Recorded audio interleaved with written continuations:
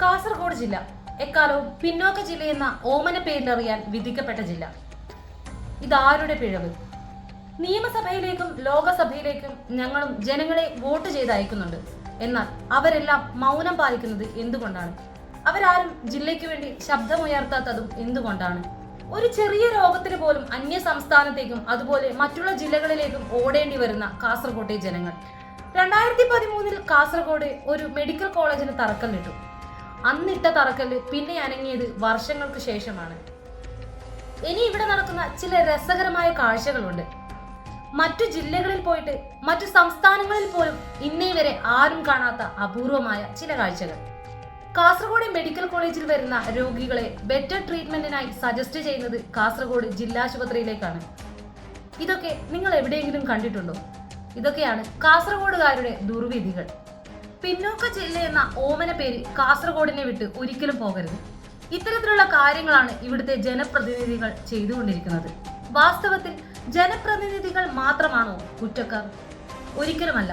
ഇവരെയൊക്കെ അന്ധമായി വിശ്വസിച്ച് ഇവർക്ക് വേണ്ടി വോട്ടും കൊടുത്ത് വോട്ടും ചോദിച്ച് നടക്കുന്ന എല്ലാ പ്രശ്നങ്ങളിലും മൗനമായി നിന്ന് പൊട്ടന്മാരാകുന്ന ജനങ്ങളാണ് യഥാർത്ഥത്തിൽ കുറ്റക്കാർ. ഇനി നിങ്ങൾ 2020 കുറിച്ചൊന്ന് ചിന്തിച്ചു നോക്കൂ. കോവിഡ് സമയത്ത് അതിർത്തികളെല്ലാം കൊട്ടിയടച്ചപ്പോൾ 20 മുകളിൽ ജനങ്ങളാണ് കാസർഗോഡ് മണ്ണിൽ ചികിത്സ കിട്ടാതെ ജീവൻ വെടിഞ്ഞത്. എന്താ 20 എന്ന സംഖ്യ അല്പം കുറഞ്ഞു പോയോ? ഇതൊക്കെയാണ് കാസർഗോഡുകാരുടെ ദുർവിധി. ഇനി കാസർഗോഡ് എന്ന് കേട്ടാൽ നമുക്ക് ആദ്യം മനസ്സിലേക്ക് വരുന്നത് എൻഡോസൾഫാനാണ്. മറ്റു ജില്ലയിലെ കൂട്ടുകാർ എന്നോട് പലപ്പോഴും ചോദിച്ചിട്ടുണ്ട്, നീ എൻഡോസൾഫാൻ നാട്ടിൽ നിന്നല്ലേ എന്ന്. അവരത് പലപ്പോഴും കളിയാക്കിയിട്ടാണ് ചോദിച്ചതെങ്കിലും പ്രിയപ്പെട്ടവരെ, നിങ്ങൾക്കറിയുമോ എൻഡോസൾഫാൻ ബാധിച്ചവർ അനുഭവിക്കുന്ന ദുരന്തങ്ങളെ കുറിച്ച്, അവരനുഭവിക്കുന്ന വേദനകളെ കുറിച്ച്? ഇതൊന്നും അറിയാത്ത നിങ്ങൾ മൗനം പാലിച്ചോളൂ. അതൊക്കെ അവിടെ നിൽക്കട്ടെ. ഇനി രാഷ്ട്രീയ പാർട്ടികളിൽ മാറി മാറി വരുന്ന മുന്നണികൾ നയിക്കുന്ന സ്വയം പുകഴ്ത്തലുകൾ കേൾക്കാം. ആദ്യം വന്ന പാർട്ടിക്കാർ പറഞ്ഞു, ഞങ്ങളുടെ ഭരണകാലത്താണ് മെഡിക്കൽ കോളേജിന് തറക്കല്ലിട്ടത്. എന്നാൽ പിന്നീട് വന്നവർക്ക് അതിന് അവസരമുണ്ടായിരുന്നു, അവരൊന്നും ചെയ്തില്ല. എന്നാൽ അടുത്ത ടീം പറഞ്ഞതോ, ഞങ്ങൾ മെഡിക്കൽ കോളേജിനെ ഒരു പരുവത്തിലെങ്കിലും എത്തിച്ചു, മറ്റുള്ളവരോ? ഇവരിങ്ങനെ പരസ്പരം പുകഴ്ത്തുകയാണ്. അപ്പോൾ ഇവിടെ തെറ്റ് ചെയ്തവരാരാണ്? നമ്മളെ പോലുള്ള പാവപ്പെട്ടവരോ? ദയവ് ചെയ്ത് ജനങ്ങളോട് ഇത്രയും അപമര്യാദയായി ഒരു പാർട്ടികളും പെരുമാറരുത്. നമ്മളെ ഇങ്ങനെ അവഗണിക്കരുത്.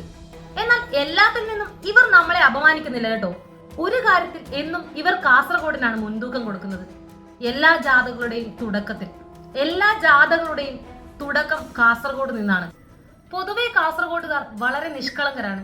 മുഖ്യമന്ത്രി കാസർഗോഡ് നിന്നും ജാഥ തുടങ്ങിയാൽ പിന്നെ അവർക്കൊന്നും വേണ്ട. അതെന്തോ വലിയ സംഭവമായി ഉയർത്തിപ്പിടിക്കുകയാണ് കാസർഗോഡുകാർ. ഇത് ശരിക്കും ഒരു മുതലെടുപ്പ് പോലെയാണ് എനിക്ക് തോന്നിയിട്ടുള്ളത്.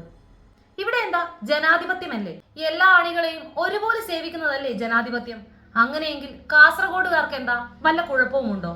കടമകൾ മറക്കാത്ത, കർത്തവ്യത്തിൽ നിന്നും വ്യതിചലിക്കാത്ത ആളുകളെയാണ് നമ്മൾ വോട്ട് ചെയ്ത് വിജയിപ്പിക്കേണ്ടത്. ആരാണ് അങ്ങനെ ഉണ്ടാവുക? ആരിലാണ് നാം വിശ്വാസം അർപ്പിക്കേണ്ടത്? എല്ലാ പ്രാവശ്യവും വിശ്വാസം പിടിച്ചു പറ്റി മുഖം തിരിച്ച് നടന്നിട്ടല്ലേ ഉള്ളൂ. ചോദ്യങ്ങൾ ചോദിക്കാനോ ചോദ്യം ചെയ്യാനോ അവകാശമില്ലാത്തവരായി നമ്മുടെ ജില്ലയിലെ ആളുകൾ മാറിയോ? അങ്ങനെയെങ്കിൽ നമുക്കിതിന് മാറ്റം വരുത്തണം. ആർക്കാണ് ഈ മാറ്റം ഉണ്ടാക്കാൻ സാധിക്കുന്നത്? രാഷ്ട്രീയം ഏതുമായിക്കോട്ടെ, മതം ഏതുമായിക്കോട്ടെ, മനുഷ്യ ജീവന് വില നൽകുന്ന ഒരു പ്രതിനിധിയാണ് ഇവിടെ കാസർഗോട്ടുകാർക്ക് വേണ്ടത്. രോഗികളാകുന്നത് ആരാണെന്നും എപ്പോഴാണെന്നും ആർക്കും പറയാൻ പറ്റില്ല. കണ്ണൂരേക്കും മംഗലാപുരത്തേക്കും രോഗികളെയും കൊണ്ട് ചീറിപ്പായുന്ന ആംബുലൻസുകളെ നമ്മൾ എന്നും കാണുന്നുണ്ട്. ഇതൊക്കെ ജനപ്രതിനിധികളും കണ്ടിരിക്കുമല്ലോ. ഒരുപക്ഷെ അവർക്കൊരു അസുഖം വന്നാൽ നല്ല ചികിത്സ ലഭിക്കാനും എന്തിനധികം വിദേശത്ത് വരെ കൊണ്ടുപോകാൻ ആളുകളുണ്ട്. എന്നാൽ സാധാരണക്കാരുടെ അവസ്ഥയോ? നമ്മൾ ഈ കാസർഗോഡുകാർ എത്രത്തോളം കഷ്ടപ്പെടുന്നുവെന്ന് നിങ്ങൾ ഒരിക്കലെങ്കിലും ചിന്തിച്ചിട്ടുണ്ടോ?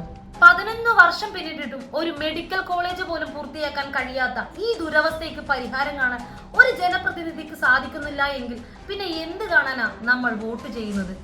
പ്രതികരണശേഷി നഷ്ടപ്പെട്ട ജനതയിൽ നിന്നും നമ്മൾ കാസർഗോഡുകാർ മാറേണ്ട സമയമായി. ഇതാണ് ആ സമയം. പ്രതികരിക്കണം. ചോദ്യം ചെയ്യേണ്ട സ്ഥലത്ത് ചോദ്യം ചെയ്യുക തന്നെ വേണം. നമ്മൾ ഏൽപ്പിച്ച ദൗത്യം ജനപ്രതിനിധികൾക്ക് ചെയ്തു തീർക്കാൻ കഴിയുന്നില്ല എങ്കിൽ നമ്മൾ ഉറക്കെ വിളിച്ചു പറയണം.